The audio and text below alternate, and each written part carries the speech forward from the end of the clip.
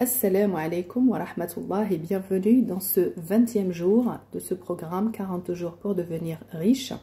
Aujourd'hui, Inch'Allah, je vais aborder avec vous l'échelle de la richesse. Comme on le sait, alors déjà pour commencer, on ne peut pas obtenir cette richesse d'un coup ou dans un seul instant, d'accord? Cela demande des étapes et cela demande d'emprunter certaines marches. Tout ce qu'on fait ensemble, c'est de constituer une image claire de ta propre richesse financière et on va aborder les possibilités qui te permettront d'arriver à cette richesse financière. Il ne faut absolument pas mettre un temps précis pour arriver à cette richesse financière. Pourquoi? Parce que on a le yaqin en Allah Azza wa Jal que c'est lui qui distribue les rizqs. Chaque étape pour laquelle on passe, dedans il y a un rizq, d'accord? Tout ce que je fais, ça va être tartet, mettre la stratégie et la politique qui me permettra d'arriver vers cette richesse financière parce que c'est mon rôle. Allah m'a ordonné al-amal wal-injaz. Allah nous a ordonné le travail et l'accomplissement, d'accord? Et on laisse sur lui le résultat. Une bonne stratégie donnera automatiquement des bons résultats. Comme je vous ai expliqué également lors des dernières vidéos, on commence la route vers notre richesse à compter d'aujourd'hui, de maintenant, de notre réalité d'aujourd'hui et de notre situation d'aujourd'hui. On va vers l'ambition et on se rappelle qu'à chaque fois qu'on réalise un objectif, on se rapproche de plus en plus de notre objectif. D'accord? Et sachez que, nous on dit en arabe, al-waqi' yabda'u 'indama ya'lamu al-insanu haqiqata mahiyati tarwatih, c'est-à-dire la réalité que tu souhaites créer commence à partir du moment où tu prends conscience de la valeur ou de la vérité de ta richesse actuelle. Ok? Cette richesse actuelle se calcule et se calcule de la manière suivante. Richesse égale la base moins les dettes.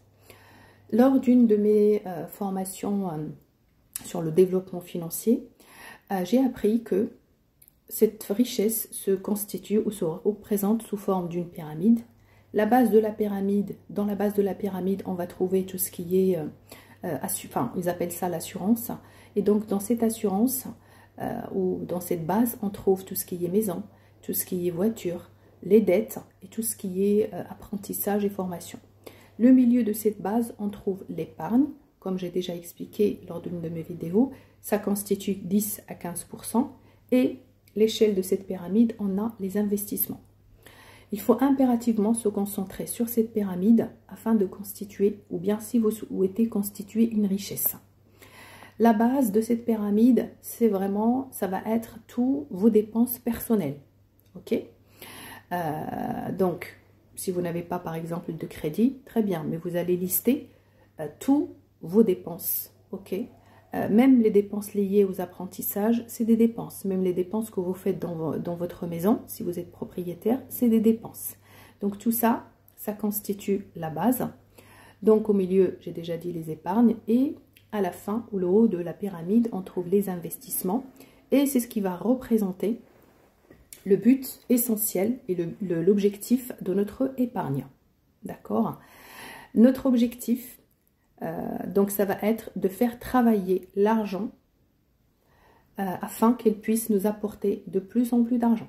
D'accord?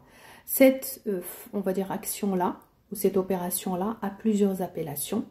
Et Eckhart l'a appelé l'argent passif et l'argent actif. L'actif, c'est quand tu travailles pour gagner de l'argent. Le passif, c'est quand ton argent travaille pour toi et t'apporte de l'argent. D'accord? Du coup, aujourd'hui, Inch'Allah, l'exercice que j'ai pour toi, c'est d'amener un papier et un stylo. Et je veux vraiment que tu écris dans un papier tout ce que tu possèdes. D'accord? Ça peut être des biens immobiliers, ça peut être des bijoux, s'ils ont de la valeur, hein, donc ce n'est pas des bijoux en ferraille. Ça peut être des montres, il y a certaines montres qui ont de la valeur. Ça peut être une voiture, des bibelots, des tableaux, tout ce qu'il y a chez toi et qui a une valeur financière. Bien compris, c'est pour cette raison. Évaluez ce que vous possédez, d'accord, chez vous, pour que vous puissiez, d'accord, savoir quelles sont vos bases, ok? Donc, tout ce que vous possédez, qui est à vous, vous le mettez sur un papier et vous écrivez en dessous les bases. Vous allez ensuite enlever tous vos dettes, tous vos crédits. D'accord? Même si ce n'est pas des crédits à la banque, s'il y a des gens à qui vous avez emprunté de l'argent, vous mettez le montant de vos crédits et à la fin, vous regardez combien il vous reste. D'accord? Ce que vous possédez, vous déduisez les dettes et vous regardez combien il reste. Ok? Ensuite, deuxième partie de l'exercice, je veux que tu écris combien tu gagnes si tu travailles, combien te rapporte ton travail, et si tu as de l'argent passif, c'est-à-dire si tu investis dans les actions. En France, je sais que beaucoup de gens qui travaillent dans le secteur privé, ils ont ce qu'on appelle les épargnes, l'intéressement, la participation de leur boîte. Donc, certaines boîtes on va dire, investissent l'argent de leurs salariés, pas automatiquement, mais on va dire ce genre de pratique est assez courant, d'accord, dans les pays européens. Toutefois, il y a des personnes qui investissent en bourse différemment, d'accord, et moi je fais partie de ces gens-là. On peut choisir, même si beaucoup demandent est-ce que c'est halal, est-ce que c'est haram, dans la bourse c'est toi qui décides, hein. Donc tu choisis le secteur, tu peux investir dans l'eau, dans l'environnement, tu peux investir dans l'élevage de poulets halal, hein, c'est ce que tu cherches. Dans la bourse, tout n'est pas haram et tout n'est pas halal, hein, on est bien d'accord. Donc, je veux que tu écris combien tu gagnes en travaillant et combien tu gagnes si par exemple tu as de l'argent qui rentre tous les mois sans que tu aies besoin de travailler.